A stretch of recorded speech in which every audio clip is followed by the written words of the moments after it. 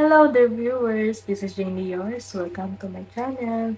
Today, check natin yung isang fan-made video um, from Universe League. Siyempre yung starring dito, yung bet natin, si JL, isang Pinoy na gustong mag-debut doon sa South Korea as a K-pop group. Yung Universe League ay isang survival show from South Korea. So ngayon, marami nang lumalabas na mga ships dito. Ito naman yung tayong mga fans, diba? Tayo. Siyempre, fan na ako ni JL. At sa Universe League, ang ganda ng show na to. Ang daming twist. Tsaka, compare natin sa mga dating mga survival show. Masyadong, kasi yun competition talaga. Yung mga participants, mga seryoso talaga. Maraming mga drama. Ganon. Pero ito, ang gusto ko yung mga banding ng mga participants dito. Kasi at saka meron kasi dito na pwedeng steal from other team pag kayo nanalo sa isang mission. So, ngayon parang nagswaswap. So, mas magiging close yung mga participants sa lahat. Parang wala bang na-create na mga grupo na siya lang yung yung friend mo doon. Pero ito parang, nag-interact talaga kasi sila. Kaya maganda talaga tong show na to. So, tingnan natin, may ginawa sila. Ginawa nila si JL yung babae dito. JL with F4 of Universe Lego. Sino yung F4?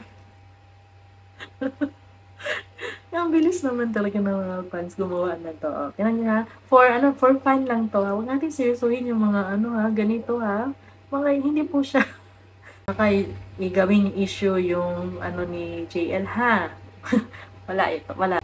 So, yung F4 ng Universe League ay sina Steven, Shaibu, Joanne, and Chayin. Not sure kung tama yung natin pronounce. Pero eto na, excited ako. Mga siguro to, mga clips from Universe League, nila. Well, diba, inedit nila in an, artistic way para maging, voice over flowers ng Universe League. Check natin. Kasi, lahat kasi parang, ang ganda ng connection kay JL. Oh, JL. Ang galing niya Oh. Touch. Yan. Okay. 팀 리듬입니다. Hindi siya pinili. It's a bomber. 수엔입니다. Yan. Oh! Ang ganda ng song So, tinrade siya from team beat to team rhythm. Yung team kung saan si JL. Kaya parang masaya siya. Tingnan yung reaction ng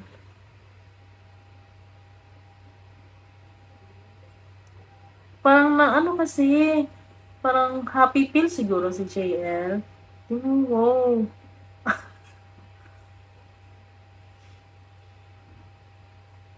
So, itong una, between JL and JN. Parang hindi naman kay JL yung nakatingin. Parang kasi siya, si JN, na-attract ka sa kanya dahil mabait siguro siya. Hindi kasi natin alam sa kan. Basta mabait siya, magay sumayaw, kumanta, then, hindi siguro siya mahirap kausapin. Kahit hindi siya magaling mag-Korean. Oh, wow! Totoo yan.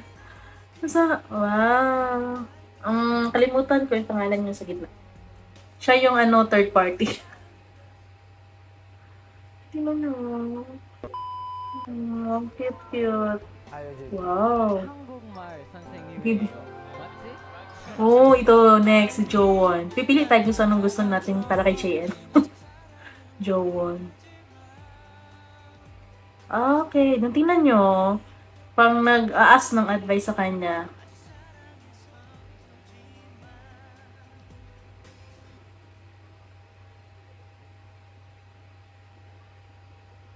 Hmm.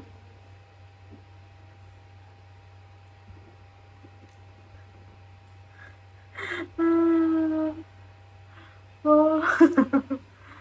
Where? Yeah. Ah, Gano'n kayo katangkad si JM 'no? Kasi ba't ganyan yung mukha niya? Nagpa-pouty lips.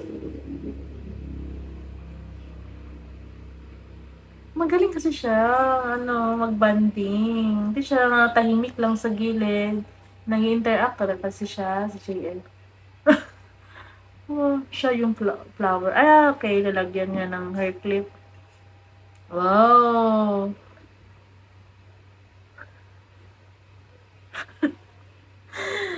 Ang cute. Marami silang interaction compared kay Shein kanina. Hmm. Bagay sa kanya yung red. Oh, ba't nakahawak ka JL dyan? Wow! Holding hands. Sila ba yung nanalo? Wow!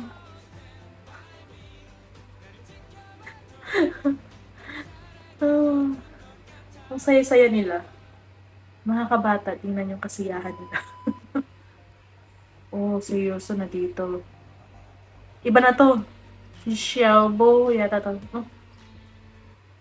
Pero yung hawak niya, lalaking lalaki. Dito siya mahawak. Mm. Lahat na ano yung attention sa kanya eh, yung sa first nila na ano, performance. Parang pinang-agawan na agad siya. Mm.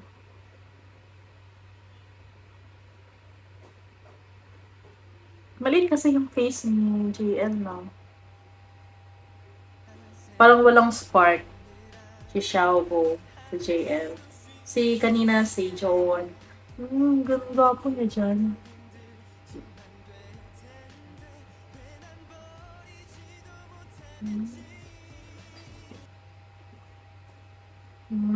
Magaling kasi mag-ano si JL. Hmm. Hmm. Ano kaya feeling na pagkasama mo siya? Pang may inspire ka lalo. Wow. Nagpe-perform sila pero parang saya-saya nila mag-perform. Dapat ganyan. Nag-enjoy ka mag-perform. Hindi lang yung seryoso ka mag-perform. Ayan. Ha? Parang close siya lahat sa mga participants si JL. Hmm.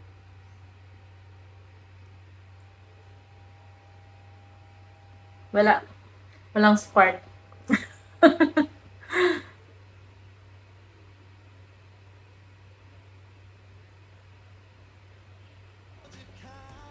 Umiyak ba siya? Oh. Oh, iba naman. Do you want it? Oh, Okay, yan. thank May English. Oh, tama si Steven kasi um, half Australian, half Korean. At siya yung matanda yata sa kanila. Wow, ganda ng mga songs ah. Hmm? Ganda ng edits ah. Oh, yan. Tingnan nyo, nagtutulungan sila sa recording. Maganda, di ba? Pag mag-debut sila, maganda pag pasok din si Steven kasi may magta-translate sa English para kay GL. Marunong siya mag-Korean at mag-English. Gwapo ni Steven.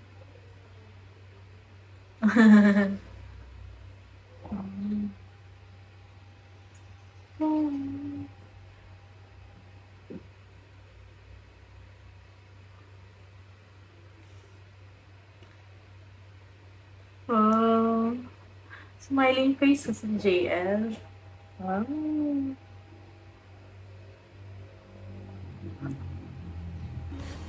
Oh, makikita so sa kanya si ano, Jimin, yung sa katawan, pero mas bright yung aura ni JL. Okay, meron may butas na may earring siya. More on ano sila, magaling sila mag ano, work dalawa. Mag-collaborate silang dalawa. Bagay talaga sila. Parang hindi pilit yung ano niya, yung egg yun niya. Oh, maraming hawak kay Jay. Dalawa, magkabilaan. Oh, bakit? Maiyak siya? Maiyak ba siya? Tingnan niyo, parang siya talaga yung star. Tingnan siya lahat ng participants.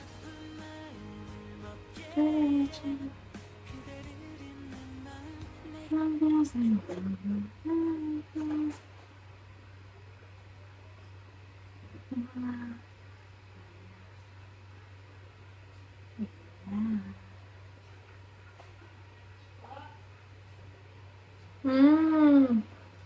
Oh, grabe yung mga edit niyan. Hindi naman dahil doon na pa nga si Steven. Oh, yun lang pala. May clip pa lang itong video na to. So, ayun guys. Kay Steven, more on, ano sila eh, magaling sila magtulungan sa performance nila. And yun lang, kasi parang matanda na, parang matured na kasi si Steven. Pero, ilang taon na ba si Jay? Parang walang, hindi ko nakikitaan ng spark. Yung may spark talaga si Joe na si Jay.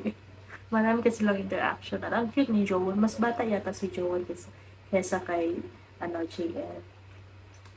Talaga, makita mo talaga dito na pwedeng mag-blend in talaga si JL. Kahit sino doon sa mga participants. Siguro sa ugali niya, sa talent niya. Kasi meron talagang tao na tayo, di ba? Parang na-attract tayo na-amiss tayo sa talent na meron siya o sa personality na meron siya. Kaya parang gusto natin siyang kasama parati. Yun yung nafe-feel ko sa ano, character ni Gia. Siya talaga yung parang star sa grupo na yun. So, I'm very proud. Sa lahat na siguro ng mga Filipino artists, yung mga sa P-pop, and yun, sa mga unti-unting na marami ng Pinoy na nag-discover doon and um, debuting as a K-pop group. Ito na talaga, si JN na talaga yung bet ko sa lahat. Nandyan na sa kanya na kasing lahat. So, ayun, i-supportahan natin guys si JL. Pwede i-vote po natin siya. Hindi ko alam kasi yung link. Nag-ask nga ako sa comment section din sa fan page sa Philippines. Tinanong ko kung paano mag-vote. Walang nag-reply. Hintayin natin yung reply para mag-vote tayo. Kasi maraming percentage eh. Yung on-site voting and saka yung online voting. Yun yung parang ano sa ranking eh. Yung dalawa ng votes. Yun. Pero number one ngayon sa ranking si JL. Kudos talaga sa kanya. Deserve talaga niya. Kasi lahat na pati director, yung mga participants, in-acknowledge talaga na magaling siya. Thank you guys for watching with me. Please support JL Gaspar from the Philippines. Para ma-secure natin yung pag-debut niya sa K-pop group doon sa South Korea. Please leave a comment and subscribe to my channel. Thank you again and see you next time. Bye-bye!